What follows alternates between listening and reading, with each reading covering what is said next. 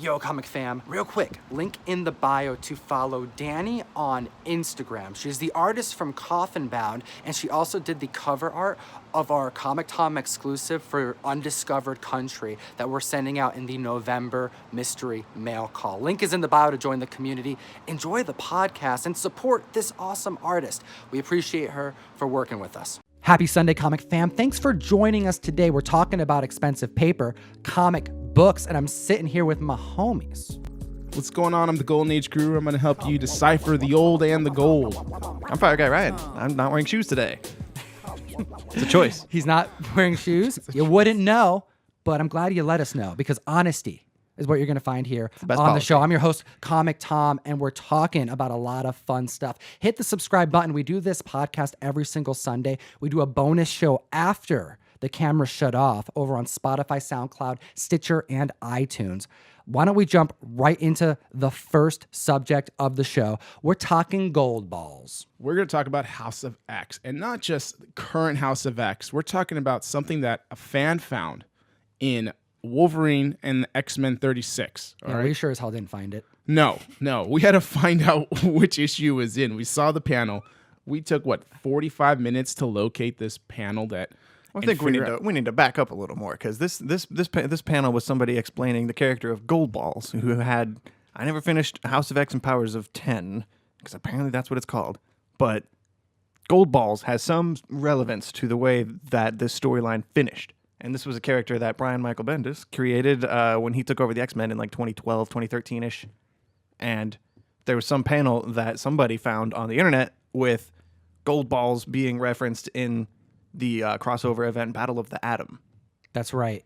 In this conversation, Deadpool from the future goes, "Oh, Goldballs, oh, you're super famous. Can I get your autograph?" So he's famous in the future, and this is at a time where Goldballs was kind of looked at as a joke. He was brand new, and that was the joke. Right. He's clearly a dork. His power is bouncy balls that come out of him. How could this guy possibly be cool and famous and relevant and important in the future? Yeah. Turns out he kind of is. Yeah, and he's relevant because he's part of this group of 5 that's able to regenerate X-Men from the House of X, Powers of X, or Powers of 10 series, which is a huge deal. Yeah, his mutant powers turned out to be one of the most important ones to make this series possible. And now there's YouTubers making videos about how he's one of the most important X-Men of our time. The thing is, we saw this tweet that this person put out where they found this screenshot of the panel with Deadpool and Goldballs asking for his autograph and all that. But explain the event. First, explain the event and how many issues and where you have to find. Because you can't just buy a trade of it. Well, he said this panel is from Battle of the Atom. Right. That was all the detail that this person went into on this post. We looked it up. Battle of the Atom is a 10 issue. It's a relatively short crossover. I mean, it's not like an Infinity Gauntlet with 50 issues. There's 10 issues. It's they had a Battle of the Atom. There were a couple issues of that main storyline, and then it crossed over into various X-Men titles like Wolverine and the X-Men and Uncanny X-Men and regular just plain old X-Men, all new X-Men, basically all the stuff that Bendis was writing at the time. So I thought this was funny. I'm I want to bring this to the community's attention. Jeff actually found the story. I'm oh, this is too good. It's funny to see this type of retroactive appreciation to a character, especially right now, because of all the Marvel characters, this one just happened to be the one. That's fun, but we had to find out which comic it was in. I wanted to be able to share that information with the community. And we're going through 10 different issues, looking for them in the back issue bins, pulling them up on the app, and not finding them, looking at pages, Googling pages. Are there anything out there? How can we find this panel? And we couldn't find it, and it took us an hour. We spent an hour doing this. I almost went home. This took way too long. I was about to pull the plug and just go home. So let's just reiterate it again. It happens in Wolverine and the X-Men issue number 36. Applause, ladies and gentlemen. That's right. Thank you. Golf cap. I'll take full credit. Right. It was all me. I found it. Well, let's also say how Hickman is getting credit for calling back to something like this. That's true. So that's interesting. He's getting credit. And later on, somebody else gets basically berated for doing almost something potentially similar. So we're going to get into that, and that's going to be interesting. Ah, yep, that's coming. Tie it all together. We got a long show. Before we get to our next segment, let me tell you about our sponsor, Key Collector Comics, the best comic book app that exists on the market. It's filled with all of these really cool categories that are constantly being made. And this week, there's an update. We have a whole Joker covers category, and it's really, really fun to scroll through this list. One of my favorite ones that I wasn't familiar with is Catwoman issue number 65. This cover has Catwoman woman with the Joker mask on her face for the first time. And this is like a $10 book in high grade, one that I'm going to be hunting for when I go out to the next convention. My favorite Joker cover on there, and before that list even came out, is always going to be Detective Comics 69. Classic, classic, classic. Easily the best one out of any Joker cover, in my opinion. But don't forget, go to that icon of Comic Tom and put in the promo code TOM101 to unlock the entire app and get a week free. I was going to say Detective Comics #1, New 52, and that's when he cuts his own face off. Oh, yeah. Hardcore, man. Kind of cool. The next subject that we need to talk about is Donny Cates. You alluded to it just a second ago. What is going on? Bleeding Cool reported that Donny Cates was belligerent in a Twitter conversation about Guardians of the Galaxy 13. I mean, this is a book that came out, 1993? That's right. And there's people alluding to the fact that he stole Cosmic Ghost Rider from this cover. Or at least was inspired by it. Ghost Rider in space. That's right. And this person is poking. It just seems like he's poking. Yeah. And Donny, Sir Cates, is kind of feeding into it a Just little a little bit. bit. Like he doesn't need to be poked and he can ignore it, but man, he's not ignoring it. Well, this tweet was a month ago and then recently started getting some traction, people commenting on it, so much to the point where he was responding in ways that Bleeding Cool said was belligerent. I don't consider it belligerent, but I can see that it's a little bit. You can see he's getting a little irritated. Yeah. Right? I don't know, man. We got to play this out because when I read it, I just read it as like somebody having a conversation. Yeah. Because he's saying that he did not see this cover prior to him creating Cosmic Ghost Rider. Which, if this comic came out in 1993, that's a good, 25 years in between that and Cosmic Ghost Rider? Let's describe this issue. This is Ghost Rider in space riding his motorcycle in flames. So it's similar, of course, but it's definitely a different character. Yeah, I mean, is this the first time Ghost Rider's been in space? I mean, I can't imagine that being the case. So, to make that correlation, it's like saying Space Ghost is the first Ghost Rider. It's so ridiculous to me. And then he's just like, I've never even seen this cover.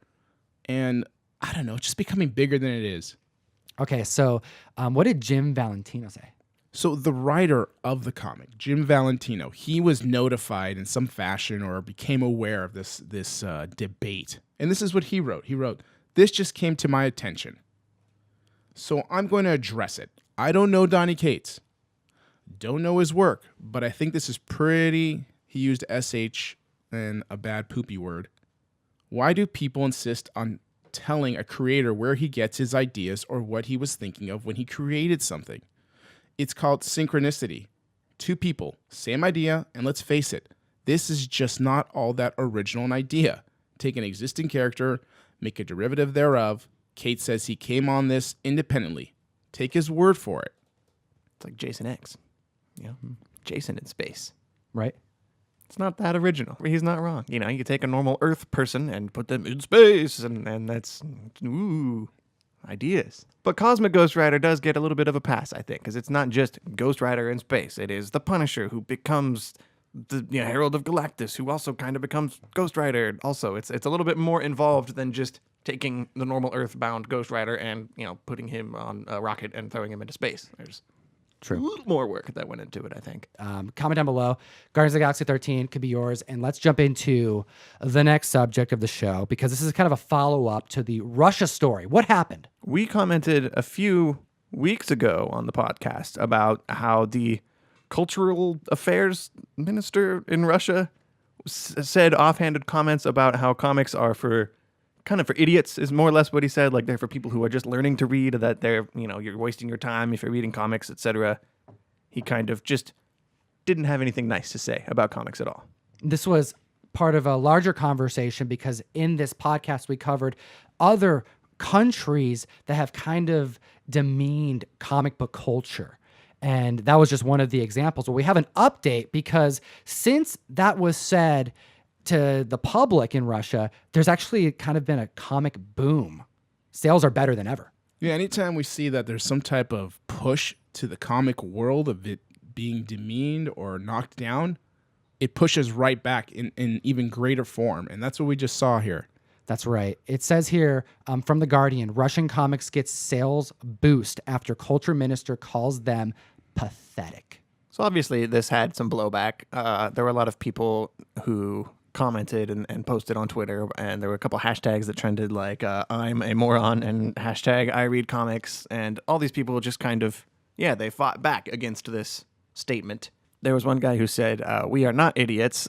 He's been reading comics for almost 20 years. I'm not planning on stopping anytime soon. No one will convince me otherwise. Why? Because comics have given me so much, taught me so much, shown me so many things, and I'm not so dumb as to give all this up. Ooh, I love it. I love like seeing the people Sharp. come out and really say how they feel. What else though? Because there was a publisher that got on the mic too. We got the Stan Lee of the former USSR. Yeah. Maybe not that big, but Dmitry Yakovlev, head of one of Russia's leading indie comic producers. Okay, there's a company out in St. Petersburg called Boom Kniga. They were unfazed by the minister's dig. Yeah, they were. All right, he said Medinsky's comments was pure stupidity, therefore supporting the comic industry. He told The Guardian sales actually increased. It's a big deal. This is a fun story because we see the response from the community. It's not just here in the States, it is worldwide. Moving on to the next subject of the show, we got viewer comments. Viewer comments. What do we got? We got a comment from Jurassic Coast Comics.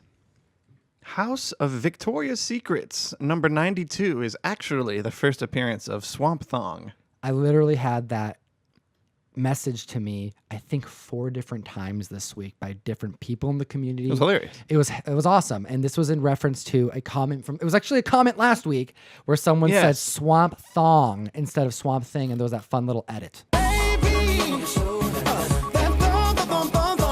I had no idea that was going to be in there, by the way. That was all not me. I'm usually the one responsible for all the stupid jokes and stuff that make it into these videos, but that one was not me. And it was hilarious when I was watching that and that came up. I enjoyed it. I enjoyed it immensely, whoever was responsible for that. And great comment. Well done, Slav. Well done, Slav. Next up from Comms Collections. I'd have to argue it seems more logical to trample for a gold foil Spawn 300 a la Black Friday style than a $30 microwave, but that's just me. Great episode. You know what? It's not a bad point. But If you're going to trample some people, might as well do it for a cool comic book instead of like an appliance. Who cares?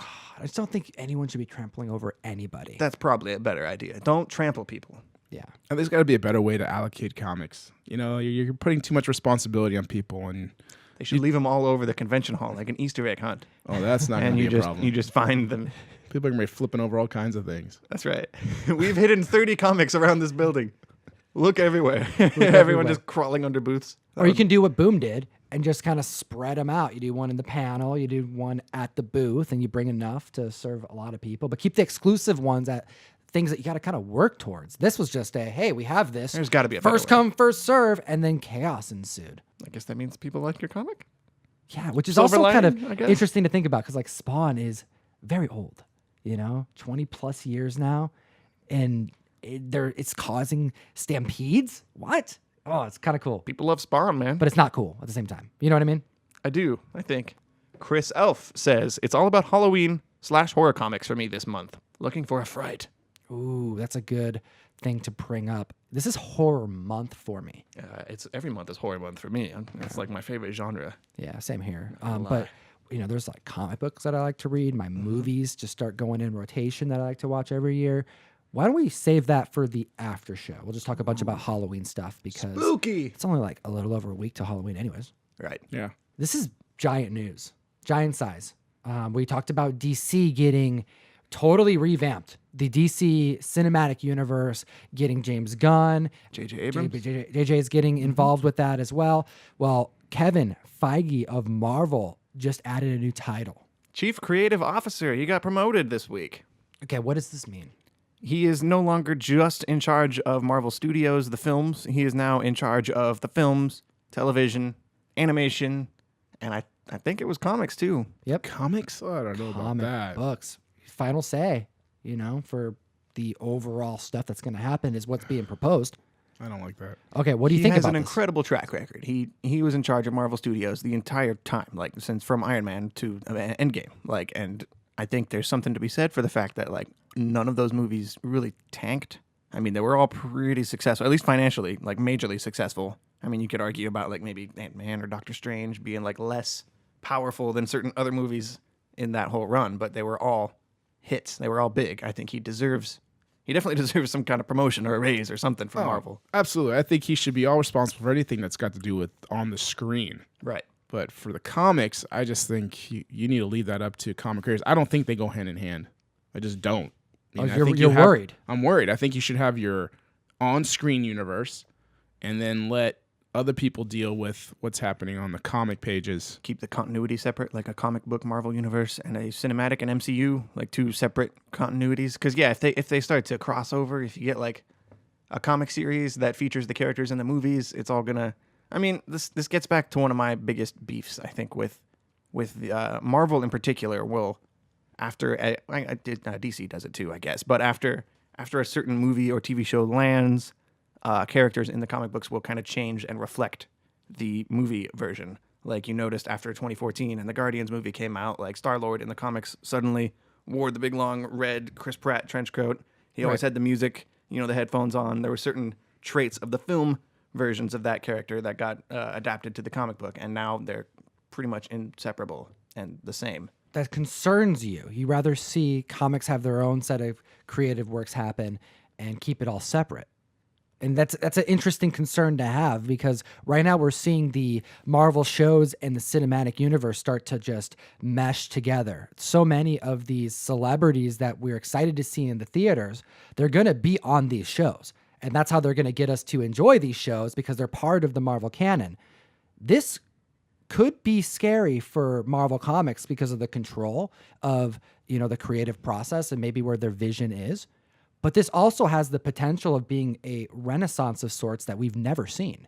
Seeing canon actually take place beyond maybe a single run or a miniseries, having ongoing continuity tie into the theater, to TV shows that are airing, like this could have some major repercussions. It could be a cool way to bring in new people who are just the movie viewers who can now feel comfortable to pick up a comic book because they know they already have the necessary info. Like this is just related to, Avengers Endgame. Like this is a sequel to Avengers Endgame that's in comic book form or something like that, for example. I mean, they kind of do that already. They've got like a Avengers, they do little prequel comics, MCU canon prequel comics that come out before the movies, but they're not like good. They're not like real. Okay, but imagine instead of that happening where it's like, oh, you like this movie that came out on DVD, it went straight to DVD, and then you're excited about it. Oh, and they made 3 issues of it that you have to go to the store that no one has because no one ordered it to begin with. So find it online. Well, now it's, oh, you liked it? Here's the advertisement. Click here on Marvel Plus and watch it. Yeah, and that's what the DCU app does. Read it. Yeah, like after you finish, an episode of Titans, for example, it'll show you like here's the Deathstroke page. Here's a bunch of cool Deathstroke comics you can read if you're interested in Deathstroke or if something you're interested happened. in Nightwing. Oh, this happened in between these episodes. Here's the comic that we prepared. Boom. Right. I mean, talk about getting people into comic books. This is how you potentially can do it if you do it right. And he's got a great batting record. I'm not against it, but I do recognize the concerns. Yeah, I don't think they go hand in hand. I don't see how him being the lead on any type of visual format of like TV and movies has anything to do with publication. Doesn't There's always no transfer. way he should be spread in thinking that he can handle not only every single Marvel title and then have that somehow correlate and equivocate into movies too. Like, just deal with your movies and TV shows. That's a huge That's thing already a You know huge- you can crush Yeah. that. And we want to see like a similarity and everything like coincide together. We want to see that because and that'll probably be easier with his new title. But like the comics, man, let the writers deal with that. Like, let them create new universes. Let them imagine, and then if it works out, great. Like we have what we want on TV, and it seems like we're getting what we want in comics right now. I mean, they're doing really well with there's a lot of great things to read. Something similar happened with Jeff Johns over at DC, where he got promoted to chief creative officer, and he got involved a lot more heavily with the film stuff. Like he was pretty, as he should have been, he was pretty involved with the Green Lantern movie.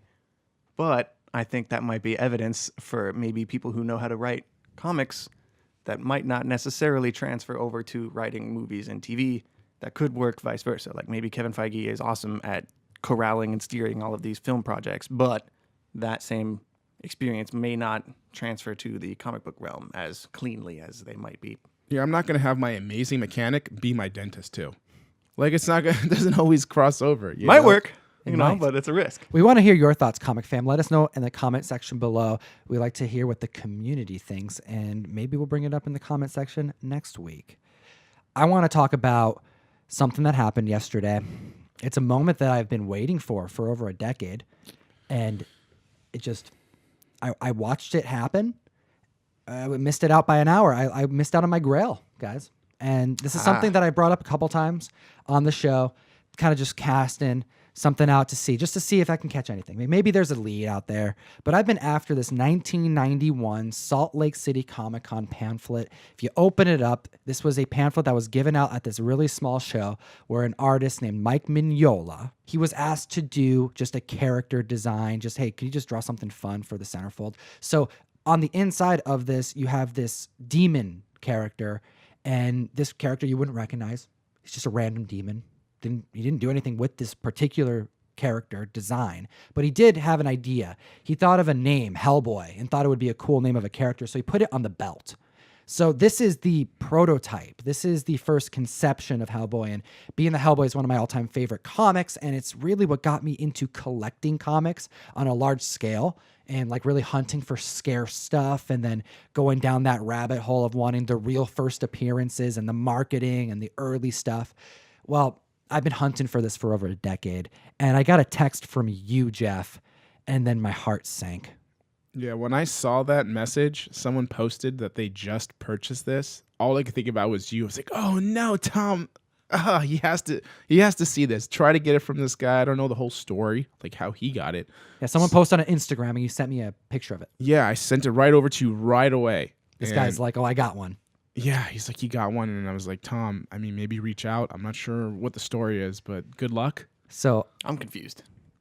I need to know what this story is. okay, so what happened is, I get the message from you. I look at the person. I recognize the name. I go to Instagram. We've already DM'd before. And we had this funny ongoing conversation. It was very brief this past year. Congratulations, Captain Shipwreck. I looked at this message. He bought it. It turns out we had a small back and forth. And he had reached out to give me a lead on some random Hellboy, random like scarce appearances that he thought I may be interested in. So in thanking him, he mentioned like, "Oh man, I'm happy to shoot you messages from time to time if I find something scarce," because he's a fellow Hellboy collector. And he said, "However, if I ever find the 1991 pamphlet, I'll fight to the death for that." So he's not about to let that go. So I pull up the DM and I'm like, "Oh, this is the same person." So I just responded with, "Dude, how? You gotta tell me." And it turns out that this is one of those situations where he met someone on a Facebook forum, they communicated, and they couldn't come up with a deal. The person didn't want to sell it. And then the day that he posted it on eBay, at like right around the same time, that seller texted him because they were in conversation. And he's like, "Yo, I just posted it to eBay." And Captain Shipwreck, he didn't even think twice. $5K purchase. It's public. You can see the sale, and everyone's going to want to know. But yeah, $5K. I've been hunting for this thing. I don't know if I would have pulled the trigger fast enough. And he reminded me, he's like, "Oh, by the way, you couldn't have," because he sent that text message. I clicked it, and then I bought it. That's crazy to me. 5K. Wow. Yep. And people say like these real first appearances that we chat about, like who cares, right? Like these aren't key appearances. The market decides what the major key appearances are. That's something that would go missed 100%. No one knows about that thing. That hit the eBay page and it was sold probably within 5 minutes. 5K, done. Well, good for him. Captain Shipwreck, congratulations on getting a Grail piece, man. Yeah, congratulations, man. I'm super jelly, and thank you for sending me pictures of it. This is the first time I'm like actually seeing what this thing looked like. I didn't even know it was kind of larger. Like you can't find pictures of this thing. One hasn't hit eBay, I think, since like 2006, Wow. 2008, something like that. Good thing you're so young and you can wait another 10 years. And I'm gonna find one in a collection. Like I just have a feeling like one of these days I'm gonna be in like the Minnesota area buying a collection and just like, oh, got it. That's I what I'm really hoping wish I for. could be in the room when you do that, because I feel like if I was standing even on the other side of the room, you'd scream like a little high pitched baby. Oh, it'd be. Oh my God, I found it! You know? Oh, I'd be jumping, dude. Yeah. I start jumping. I don't know. I get excited. I start jumping. Wait, I want to transition now into a comic that gets most Golden Age collectors really excited. All right. And this is Exciting Comics number 39. This is dope, man. Yeah, this is a Alex Schomburg cover, all right, who was the man for cover art, period. Did most every timely cover that you can imagine in the 40s. And this is a Nedor Publications. This came out in 1945. And if you look at the cover, it's Nazis poisoning candy and giving them to kids to eat. Yeah, this is worst case scenario for parents. You ever hear that when you were a kid? Like you have to check all the candy. Oh yeah, razor blades. Halloween 2, man. The kid had a razor blade in the apple and he went to the hospital. Have you seen this? Halloween 2? No, I'm just... Look at this. Look at this comic book. This is ridiculous. Yeah, It's a 3.0. it's a 3.0. Really? Classic book. Better than that, if you ask me. How would Yeah. you describe what you're looking at there? Some kind of weird, like, old school version of the Punisher punching a Nazi and some kind of other Robin Bucky looking kid with a gun pointing it at a window where this clear Nazi is just handing a candy bar to this little boy and girl who do not seem to question this at all. Check your candies, guys. Halloween's around the corner. But that is the Black Terror and his faithful sidekick, Tim. That's just, really? Yeah, I think it's Tim? just Tim. There you go. They couldn't have thought of any, like the amazing Tim. Yeah, his faithful sidekick, Tim. Together they were known as the Terror Twins, but he was Tim. And you expected a little something more dynamic, but I always found that kind of humorous. This is a scarce book, and this is something wanted by a lot of collectors because of that panel on the top right, that little section there with the candy. I'm curious, what does a book like this in this grade go for in today's market? I would say probably around 3,000. Right? Pretty cool. Yeah, it's an awesome book. I have another one. I have just the cover to it too, hoping to merit to coverless one point. And so, I mean, any chance I get to buy that book, at least for reasonable, I will pull the trigger on it. If there weren't Nazis on the cover, I would think that the Terror Twins are the villains because they don't look that nice. No. They're all dressed in black. One kid, Tim, has a gun. You know. Yeah, I mean, the Black Terror is just got a great costume design. I always loved the look. And then even with just Tim, they both looked, pretty BA on the cover. It's got a skull and crossbones and stuff. I'm digging it. Yeah, right? Jeff, thank you so much for bringing this really cool book. And even the kids, they don't even have like shoes on, and the kids like got some tattered shorts. Like these are kids who probably really want candy and they don't want it to be poisoned. But it also is making this comic book worth a heck of a lot. I have kind of in that Halloween theme, check your candy, Ultimate Fantastic Four issue. This is the volume number 5. And what's in volume number 5? What story? Marvel Zombies. Marvel Zombies. This is the first appearance of Marvel Zombies. It's in trade form, so you could read the whole thing. This one's for you, Jeff. This one's for the community. And the next section of the show, I'm kind of interested to jump into with you, is about the Joker. Okay, Dan Slott has gone on record. He doubled down this week saying that he thought that this movie was a bad movie. Now, I've seen it. Ryan, you've seen it. Right, I saw it last week. Jeff, you haven't seen it. I have not seen it. If you're going to talk about it, tell me now and I'm going to leave. I don't think there's a way we can talk about this without spoiling. And when this podcast comes out, the movie's been out for what, 2 weeks? 2 weeks at that point. So I think Plenty of it's time fair. for people to have seen the movie. Okay, Jeff, you do what you're going to do. We're going to talk about this movie. I got to walk. Okay. Okay. All right. Whistle when we get back. Okay. So we're talking about the Joker. We're talking about Joaquin Phoenix's rendition. Sure. Okay. Why don't we dive into that? What did you think? What's your first thoughts? I loved it. You loved it. Why did you love it? I thought it was terrific. I thought it was a great character study, a nice examination of how a not good person, but how a quote normal person can kind of fall through the cracks and not be good.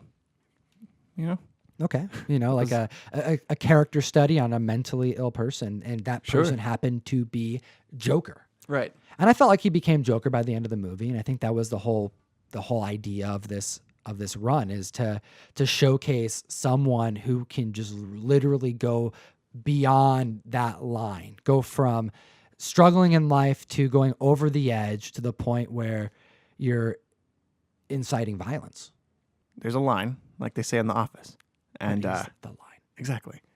The point in his life, there's a few parts where he gets beat up Right. multiple times in this movie, and at a certain scene in a certain subway car, he decides to take his revenge on these 3 dudes who are beating on him, and he shoots them all and kills them all. And I think that's the moment where things just take a turn for the worse, and you can't really go back from that.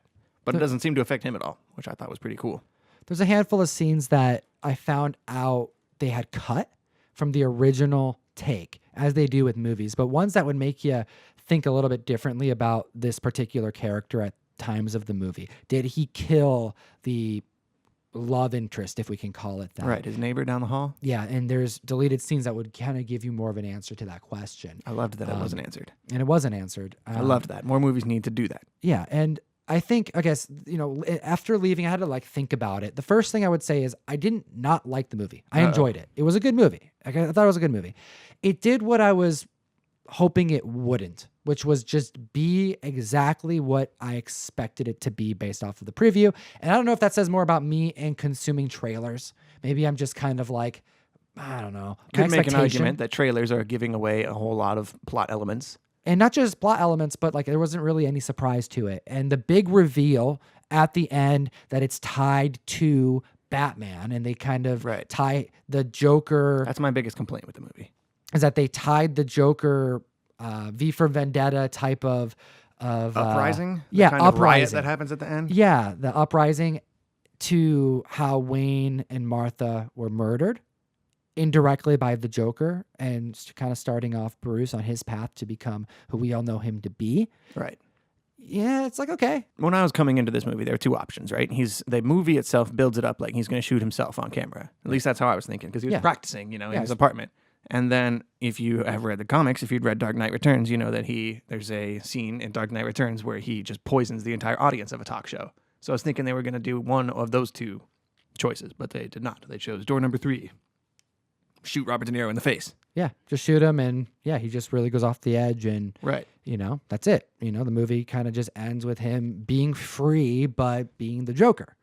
See, I was hoping in that moment that something Joker would happen. I felt like he wasn't Joker enough. It's his year 1 story. This is the beginning of him. There's multiple times in this movie where you find out he's just making stuff up in his head. Sure. Like the whole relationship he had with his neighbor down the hall just turns out to not have been real at all, which I thought was fantastic. Overall, I enjoyed the movie. Joaquin Phoenix killed it. He did a really good job portraying a mentally ill person that becomes the Joker. I think it was a fun idea. I'm glad it's Elseworlds. I'm really happy that it was a one-shot type of deal. I really hope they don't continue this. They better not make a sequel. That was my other main concern at the end of this movie. They left the door open for a potential sequel, and I really hope they don't. This better be it. I'm really, really concerned that they're going to try and tie this into the Batman with Robert Pattinson, or maybe make a Joker 2, some kind of continuation of this, and I really think it needs to be done here. I even thought the movie itself went a little too long. I thought it should have ended with him maybe getting hit by the ambulance, or the whole I don't know. The end of this movie was where I had most of my issues with it. I'll just say that. Okay. But I loved it, and I'm definitely going to buy it. I'm going to watch it more than once. I thought it was a perfect mix of films like Taxi Driver and Requiem for a Dream, both of which are major downers, but tremendous films. I agree. Good movie. Tremendous film. I wish at the end, maybe instead of killing Robert De Niro, he had a fake gun. I almost would have rather him killed himself or something. That way there's not going to be a sequel. But then again, I think I still think that all the too harsh though. I think all the stuff with him standing on top of the cop car and everybody cheering for him, I think that might all have been in his head. Oh, really? I really do. That felt a little too far fetched for me. No, that makes sense. It could have all. I love that it's up in the air and it's up for debate. And I think that makes stories more interesting if it makes people talk about them more after it's over. Did you watch The Joker? Let us know what you thought. I was hoping it would be a little bit darker. That's it. Really? But it was good. I don't know. I don't know what to think, man. It was plenty dark for me. I loved it. I'm thinking about it a lot. I haven't really, it's one of the things, I don't really care to do, this is a review of what I thought about the movie. Yeah. Because it takes me a little bit to maybe appreciate it. Maybe I do need to watch twice it again. Usually to formulate a firm opinion on it. But I think this one, for me, it really... I was oh, it's kind of sad, My main hope was that it would give me Taxi Driver vibes, and it really did. And I'm satisfied. All right. Let us know what you thought about the movie, Comic Fam.